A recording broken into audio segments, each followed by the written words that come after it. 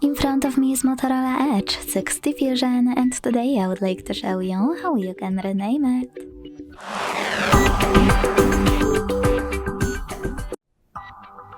Begin by opening Settings and scrolling all the way down to hit About Phone. Now choose device name and type in whatever you want to. Like Sunny. When you finish, hit OK. Then confirm your choice by selecting OK in the second pop-up about visibility. As you can see, after that, name of my Motorola has changed. Thanks so much for watching. If you enjoyed this video, leave a like, comment and subscribe. Bye!